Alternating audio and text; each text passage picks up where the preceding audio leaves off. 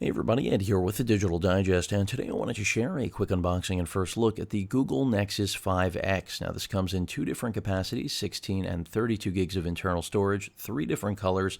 I point out the storage capacities because that is fixed internal storage that you cannot expand.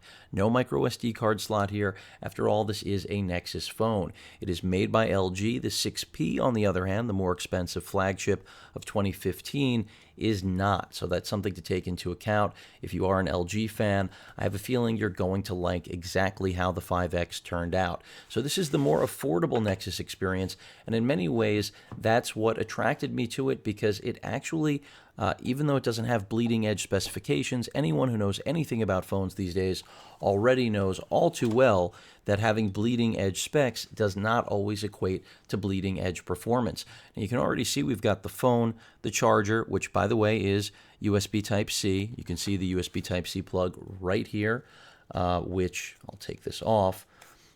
You cannot invert. There's no way, or rather, there's no wrong way to plug it in, is what I meant to say. And also, much more promise than that. This is definitely a standard we're going to see go ahead in the future. In fact, it should have been here already. Then we have the LG wall adapter for that charger cable and the phone itself. Now I'm going to just see also 90 days of Google Play Music is included with this, and there's also some paperwork in here. This does work with a nano SIM. It is unlocked. You can use this on any carrier, for those of you that are wondering. Before I take it out of the wrapper, I just wanted to run down some specifications for those of you that are wondering what's actually under the hood. Again, launched in October, 16 and 32 gig capacities, three different colors. Now pricing has softened. Another reason that I am sharing it with all of you. You've got a 5.2-inch LCD. It is IPS in terms of technology. I would have loved to have seen an AMOLED. You'll have to step up to the 6P, however, in order to get that. Although from what I've seen, this renders color far better than the AMOLED that is employed in the 6P. So that's something in favor of the 5X already, beyond the fact that it is significantly less expensive. Its screen a little bit lower in resolution, but also smaller in size. That 5.2-inch display is 1080 by 1920, so just a hair under 2K. In terms of the actual CPU, it is a Qualcomm quad-core processor.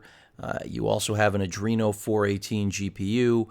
So the Snapdragon 808 that drives this is powerful, but is it next gen or is it even bleeding edge now? Absolutely not. And actually, that's kind of the premise here. Let's see if I can just slide this out.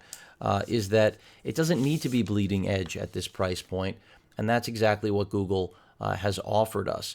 Very clean, minimal design. You can see fingerprint scanner on the back. The rear camera, major improvement, much better in low light from what I've seen so far. Actually very close to the performance of what you'll find on the more expensive 6P. So the 6P, in my opinion, is really more about getting a larger phone, an AMOLED display that I don't know if it's really better than the display here from what I've seen in person. Very similar camera, fingerprint scanner there as well, but a metallic build as opposed to the plastic build you're getting here. And there are benefits to going with the plastic. It's a lighter, smaller, I think more palm-friendly phone than the 6P, which is very similar to any other very large screen phone that has gotten very long. So unlike the Nexus 6, referred to as Shamu, excuse me, for a reason, very wide phone, forget the 6-inch display. Here you're getting something with a competent processor, a good form factor, I would say a decent amount of internal storage. I would have liked to have seen them go 32 and 64 rather than 16 and 32. By the way, 2 gigs of RAM here, 3 gigs of RAM with the higher powered, more premium 6P for those of you wondering. The front-facing, or rather the rear-facing camera that I was mentioning before is a 12.3 megapixel sensor. And what's significant here is that it uses larger pixels essentially, and that is what Google is touting as the advancement in their camera tech here, as well as in the 6P. Dual LED flash right there, you can see, as well as infrared. Beyond that, we also have, of course, 4K or UHD video capture. as well as 1080p at 30 frames and 720p at 120 frames. The front-facing camera right there is rated at 5 megapixels, for those of you that are wondering, and both lenses on both cameras rated at f2.0, which is really impressive. Something that, of course, all manufacturers of phones are focusing on. If you're going to perform in low light, which more and more people are using phones rather than cameras to capture moments, you definitely need something that can operate indoors, not just out in beautiful, bright, natural sunlight. Beyond that, everything else that you'd expect, again, going to work on any carrier. You will need to get a nano SIM from that carrier to actually use it with this phone, but otherwise, fairly straightforward in terms of the concept. You can take this with you to any carrier, so you're not locked down and you're not paying a ransom in order to get a quality phone. But most importantly, the Nexus experience is all about getting those direct software updates from Google. I'm going to go ahead and see if I can power this on. It doesn't appear that we have any charge, so I will have to charge this up. Unfortunate, but I will revisit it, of course. You don't have to worry. Beyond that, everything you'd expect. It's got dual band Wi-Fi. The Bluetooth is 4.2. Of course, GPS. And really, from what I've seen, the thing that I wish was here, there's no wireless charging, so no Qi here, or even faster powered, but we do still have high-speed charging. And, of course, now USB Type-C. So that is a nice touch, something that I know a lot of you have been waiting for, and it's here in both the 5X as well as the 6P. Just to wrap things up, I want to point out that in my opinion, the 5X is a better value than the 6P simply because Google seems to have moved away from trying to make an incredibly premium phone and rather just make a great handset. And if that is your goal truly at the end of the day, then I have to trust LG a little bit more. There's the nano SIM slot right there. USB Type-C connection port right there for charging and file transfer. Microphone pinhole, dual headphone and mic jack at the bottom, and then the volume rocker and power button. But that's it. Nothing else on the body. Very clean industrial design. And that's what I like about it. And also, again, it's the balance on pricing and performance. You're getting the latest version of the Android operating system.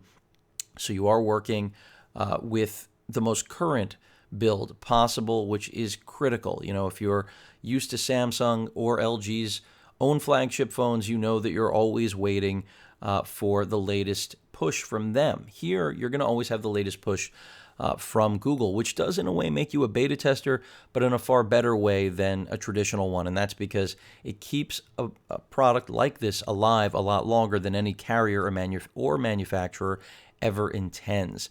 Battery life, a little bit suspect. I'm not exactly sure if it's going to make it through a full day. I've seen mixed feedback, but the software has also evolved since the launch back in October, where it started out at 6.0. So we're going to see exactly what the updates have to bring and whether this 423 PPI screen, even though it is IPS, is enough to impress me, enough to make me forget about the Super AMOLED on my Galaxy Note 4, or if you own a Galaxy Note 5 or any Galaxy phone for that matter. But from what I've seen already, definitely more accurate colors here, not just because it's IPS, because that's a myth, but not a complete one, but in part, but more so because it seems to be calibrated extremely well, at least from what I've seen. Of course, I haven't powered this one up yet, but we'll know soon enough. So again, the Nexus 5X, an improvement in every possible way from last year's handsets, and also in accommodating users who aren't looking for, again, to break the bank. But then again, Google has decided even at the top level with the 6P to set the bar a little bit lower when it comes to pricing. But a lot to like here. Of course, I will update all of you in the future. Any questions or comments, please feel free to post them. And of course, as usual, please feel free to subscribe. Later.